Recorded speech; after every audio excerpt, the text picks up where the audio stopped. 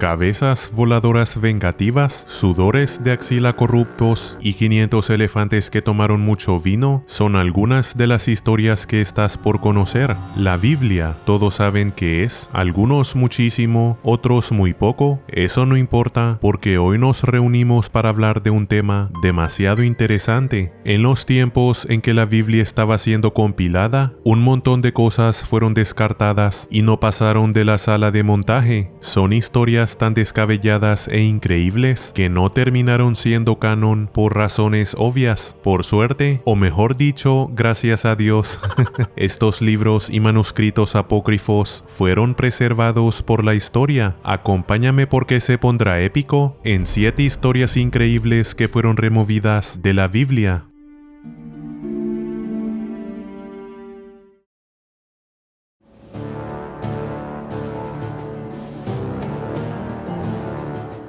La Biblia incluye la historia de Juan el Bautista, el primo genial de Jesús, que es decapitado por el malvado rey Herodes. Pero digamos que las cosas fueron más allá. En la vida de Juan el Bautista, un trabajo temprano que tradicionalmente es acreditado al obispo del siglo IV, Serapión, que relata cómo Juan regresó de la muerte para desencadenar una venganza realmente espectacular. La historia se reanuda cuando Juan, que en este punto ya es un profeta famoso, pasa todo su tiempo gritando «No te cases con la esposa de tu hermano» en el palacio de Herodes a través de un megáfono con poderes de ángeles. Esto hace enojar a Herodes, que de hecho sí, se casó con la esposa de su hermano, que curiosamente también era la sobrina de Herodes, aunque al parecer Juan no tiene problema con esto. Y bueno, durante el cumpleaños de Herodes, Salomé realizó una danza para él, la cual agradó tanto al rey que éste le permitió que le pidiese como regalo lo que quisiera.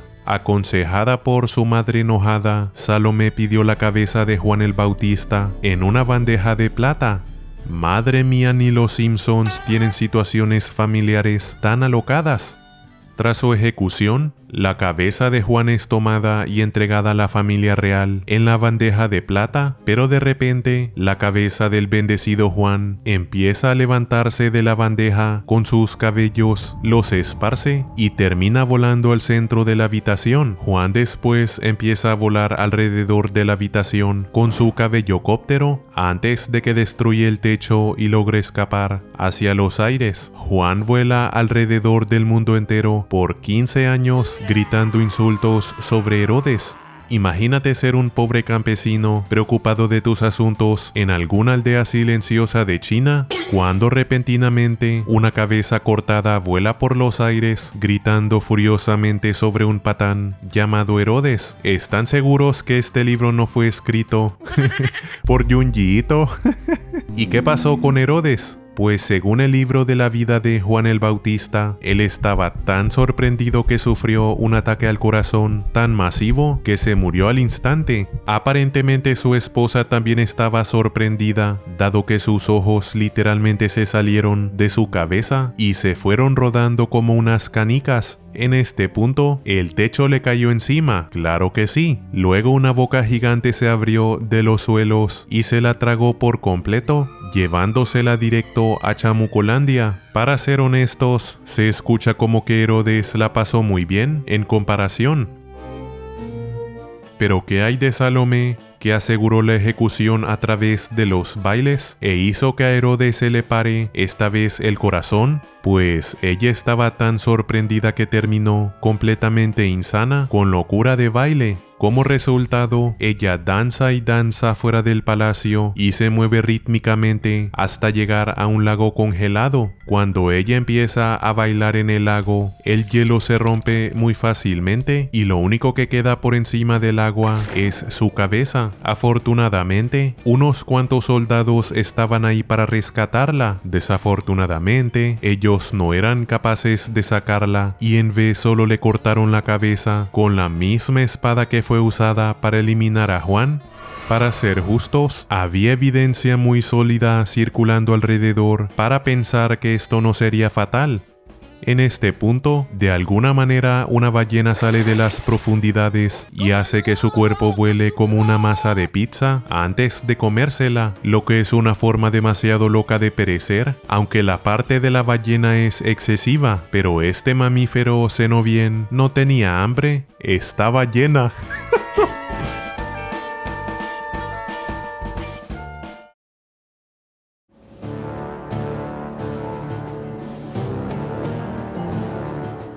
¿Cuál es la cosa más escalofriante que podrías ver en un hospital de maternidad cuando los doctores sostienen a tu nuevo bebé? Solo tú tienes esa respuesta. Pero para descubrir cuál es la segunda peor cosa, debemos investigar el libro de Enoc, un trabajo del siglo II a.C., que era muy popular entre los cristianos tempranos, pero ahora solo es canon en Etiopía. El libro básicamente recuenta la historia de Noé, que seguramente todos están familiarizados con ella. La resumo de todas formas: Dios está enojado con las personas por ser patanes, así que ahoga a todos con la esperanza de que vamos a entender la señal. Y no la entendimos. Solo Noé y su familia son rescatados en un barco gigante que presumiblemente apestaba a pipí de animal.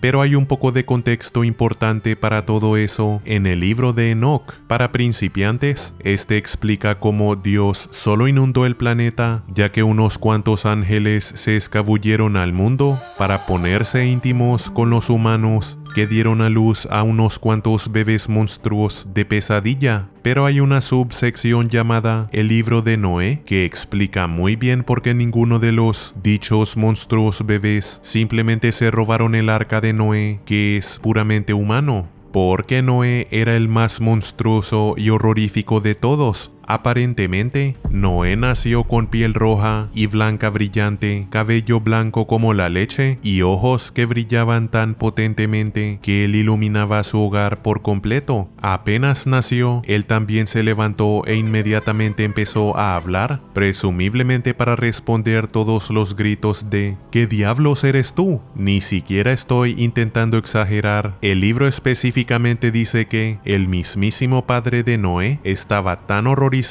que huyó de la sala de parto y corrió hasta llegar donde su propio padre para esconderse. Es una muy mala señal cuando la llegada de tu primer recién nacido termina contigo en posición fetal en la cama de tu infancia, chupando tu pulgar y susurrando: por favor, no dejen que el bebé me atrape.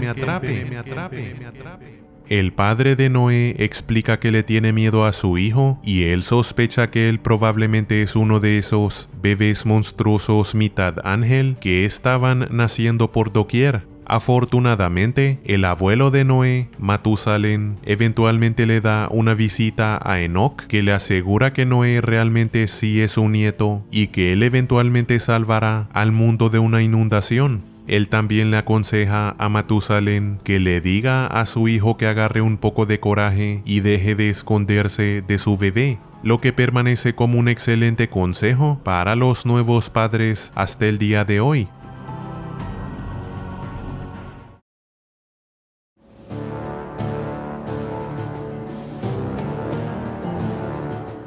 Bartolomé el Apóstol no es exactamente conocido, ya que él solo aparece en la Biblia parado silenciosamente en el fondo de las escenas con muchedumbre. Pero en los días tempranos del cristianismo estaba el muy popular Evangelio de Bartolomé. Últimamente fue rechazado por los líderes de la iglesia, pero una parte del mismo parece haber sobrevivido en el manuscrito del tercer siglo, Preguntas de Bartolomé, que básicamente pinta a Barto como un niño irritante que no deja de hacer preguntas que conllevan a que todos pierdan sus vidas. Todo empieza cuando los apóstoles se arman de coraje para preguntarle a la Virgen María cómo se sintió, cómo fue quedar embarazada de Dios. No los culpo, todos tenemos la curiosidad. San Pedro intenta hacerle bullying a Juan el Bautista, llamándolo un virgen para que él se lo pregunte, pero luego Barto simplemente aparece y deja escapar la pregunta. María dice que no puede revelarlo porque el absoluto poder de la historia haría que ella escupiera llamas de su boca como Charizard y quemaría el mundo entero. Madre mía, ni el loco que explicó que tan fuerte Steve de Minecraft escupiría tanto fuego.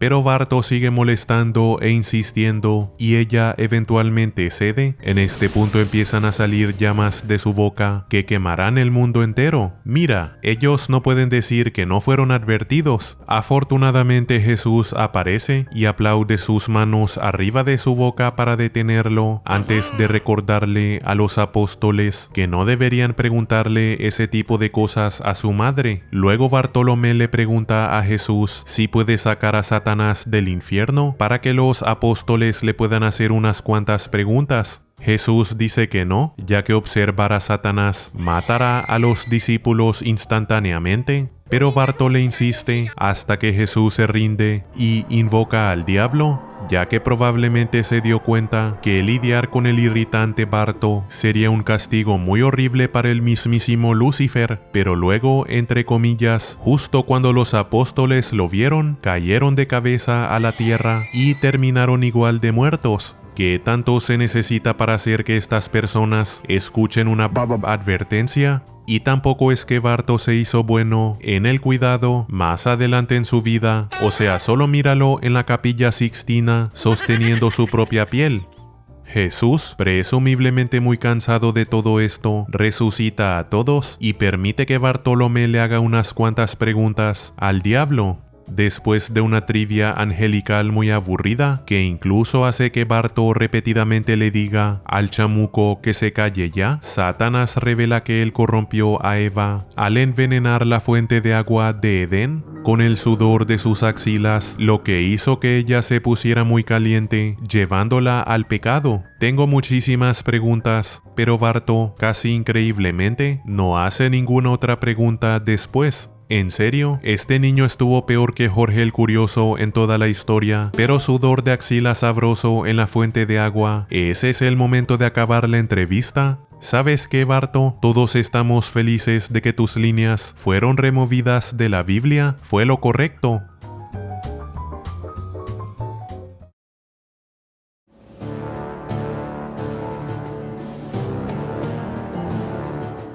Los gnósticos eran una secta enorme del cristianismo temprano, aunque sus creencias eran profundamente extrañas. Habían varias sectas del gnosticismo. Una de las más interesantes son los setianos, que básicamente son los góticos del grupo. Los setianos tenían una versión del mundo muy aterradora. Notablemente, los setianos, que reciben su nombre de Set, el hijo de Adán y Eva, creían que Jesús era un espíritu ladrón de cuerpos muy aterrador. Según el manuscrito, el segundo tratado del Gran Set, el Jesús setiano viajó a través de la tierra y se robó el cuerpo de un hombre. Entre comillas, visité una vivienda corporal, saqué al que estaba en ella primero, ya que él era un hombre de la tierra, pero yo soy de arriba de los cielos. En serio, este Jesús era una amenaza total que debería pertenecer en los animorfos. Cuando llega la era de la crucifixión, el espíritu de Jesús abandona a su huésped como si fuera un agente del Matrix o esos entes de Parasite. El espíritu luego flota encima de un hombre aleatorio y se ríe mientras este es torturado y ejecutado en su lugar. Entre comillas,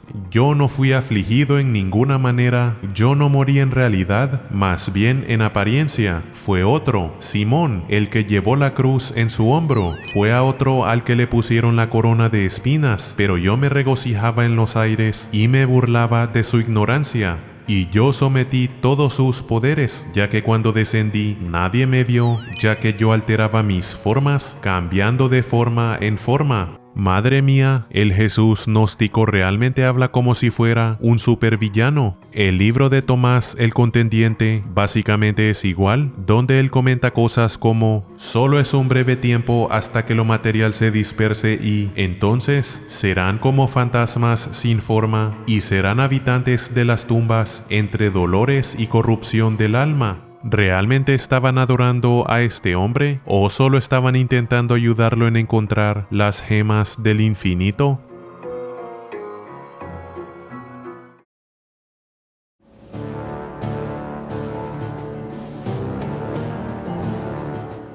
Los Hechos de Pedro fue un libro temprano extremadamente popular, parte de varios trabajos de literatura conocidos como Los Hechos de los Apóstoles. Aunque fue un éxito de venta instantáneo, no fue capaz de terminar en la Biblia, y considerando cuán historia de horror es en verdad, no será difícil ver por qué. Todo empieza tranquilamente cuando las personas enfermas y lesionadas vienen de todas partes para ser curadas milagrosamente por Pedro. Eventualmente, ellos agarran el coraje para decir: oye Pedro, está cool que estés curando a todos y todas, pero ¿no podemos evitar notar que tu propia hija está tirada, paralizada en la esquina de la habitación, con toda la parte derecha de su cuerpo marchitada? Tal vez puedes darle un poco de poder de tus manos curativas. Afortunadamente, Pedro les aseguró de que él no era impotente de poder sanar a su propia hija. De hecho, él le dice a ella que se levante y camine, y en este punto, ella es curada inmediatamente.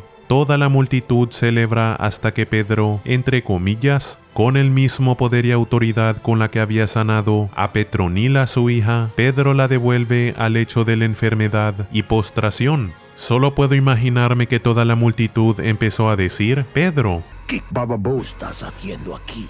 Una vez más, Pedro les asegura a todos que puede ofrecer una explicación y luego procede a empeorarlo todo. Aparentemente, cuando su hija nació, Dios le advirtió que ella iba a crecer a ser demasiado atractiva para su propio bien. Predeciblemente, un hombre rico eventualmente la vio tomándose un baño y le pidió su mano en el matrimonio. Pedro y su esposa rechazaron su oferta, probablemente porque su hija tenía años en ese momento. Por desgracia, el legendario Chris Hansen aún no estaba vivo, así que el hombre rico simplemente regresó y se la robó. Pero Pedro sabía que todas las cosas eran posibles a través de Dios, así que él simplemente rezó que ella fuese afligida con parálisis. Cuando ella terminó paralizada, el hombre rico perdió interés y la desechó en el peldaño de su hogar con su virtud intacta. Un final feliz. Pedro se aferra a su decisión al 110%, incluso a pesar de que el hombre rico ya está muerto y no hay razón real para que su hija permanezca paralizada. De hecho, él lo lleva un paso adelante. Cuando un jardinero visita a Pedro, preocupado sobre la virtud de su propia hija, Pedro resuelve el problema. ¿Cómo?, te preguntarás. Él inmediatamente la mata con una palabra mágica antes de que ella pueda entregar su tesorito. En un punto, simplemente empieza a parecer que Pedro tiene un problema con las hijas en general.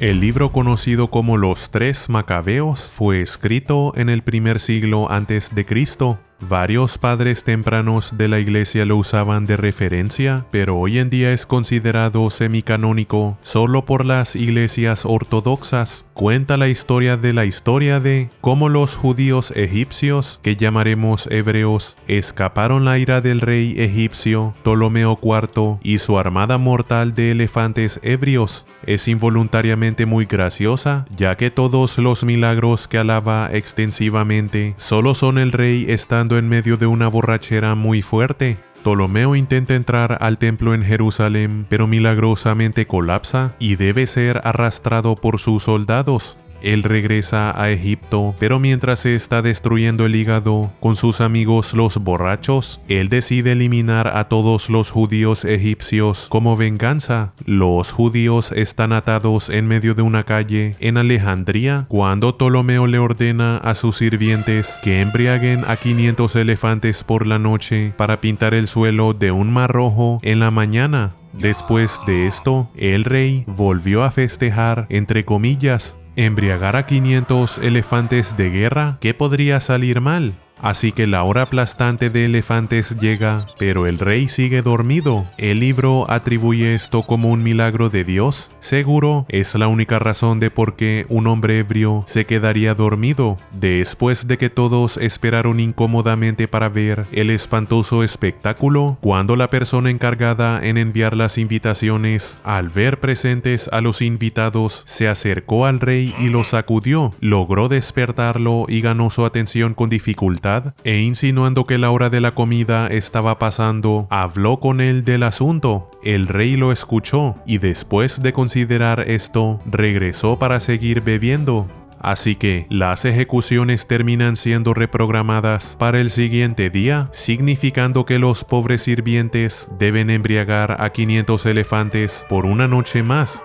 Afortunadamente, Ptolomeo se despierta desorientado y no tiene memorias de haber ordenado algo. Él estaba muy confundido, tan confundido que amenaza con matar a sus sirvientes por emborrachar a 500 elefantes para matar a los pobres hebreos, que ahora aparentemente son sus mejores amigos. Justo después de esto, él vuelve a la bebida y después de unas horas más tarde, furiosamente demanda saber por qué los pobres hombres no han sido pisoteados aún. En este punto los sirvientes de Ptolomeo pierden la paciencia, desatando un argumento furioso que termina con el rey jurando que definitivamente va a matar a los hebreos mañana. El manuscrito de nuevo relata todo este incidente como un gran milagro, en vez de que el rey, ya en su día número 40 de fiestas consecutivas, está teniendo una pérdida del conocimiento. ¡Oh Dios mío! ¿Dónde estoy? ¿Qué día es? Así que después de la tercera noche de embriagar a 500 elefantes, todos se vuelven a reunir en la calle de Alejandría, donde los pobres hombres atados lamentan y lloran, cosa que posiblemente no era agradable para los oídos resacados de Ptolomeo, viendo cómo sus sirvientes estaban siendo pisoteados a la izquierda y derecha, intentando controlar a 500 elefantes intoxicados. El rey tiene un cambio de humor, empieza a llorar e invita a todos los hebreos a su palacio para en vez hacer una fiesta juntos. Todos terminan más locos que el Proyecto X con cantidades épicas de vino y los hebreos terminan siendo salvados. Gracias al alcohol, gracias a Dios.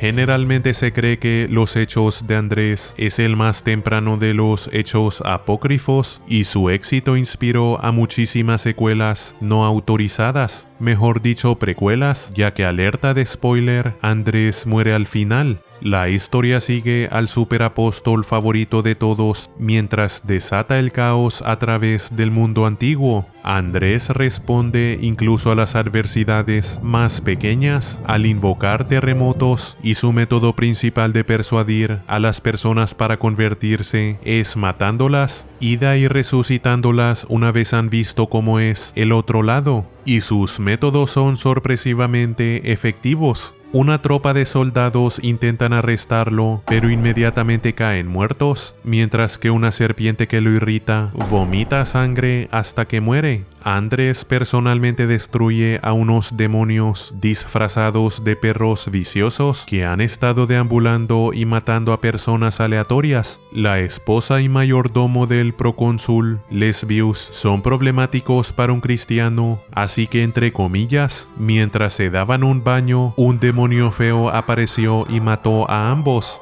Andrés los resucita más tarde porque eso es lo que él hace. Haciendo conteo, él resucita a 48 personas a través de este texto relativamente corto. En un punto, un gobernador romano intenta alimentarlo a un leopardo y Andrés hace que el leopardo estrangule al hijo del gobernador. Como podrán deducir los fanáticos de felinos, los leopardos no tienen manos, así que esto es impresionante. Cuando llega el momento para que Andrés sea martirizado, él esencialmente engatusa a los soldados para que lo amarren en la cruz, ya que esos comprensiblemente miedosos están ocultos a metros de distancia. Andrés se queda ahí colgando, riéndose y predicando por 3 días. como si la crucifixión solo fuera una manera genial de relajarse. Él incluso debe reprender al gobernador, que estaba tan aterrorizado que quería cortarlo y bajarlo, pero Andrés le dice: no me bajes, bro. Cuando una turba le insiste al gobernador que intente de nuevo, Andrés les muestra quién es el jefe, pidiéndole a Dios que lo asesine inmediatamente. Al menos él murió como vivió, aterrorizando a todos los seres que estaban en un radio de 30 millas. Este Andrés suena como el villano de un anime nivel Light Yagami. No sé ustedes, pero este tema me parece demasiado interesante. Si les gustaría una parte 2, solo déjenme sus likes y prometo traerla. Y yo que creí que el video de la patata frita era el tema más raro que haría, por favor suscríbete porque hago videos épicos como este. No querrás perdértelos. Nos vemos muy pronto. Adiós.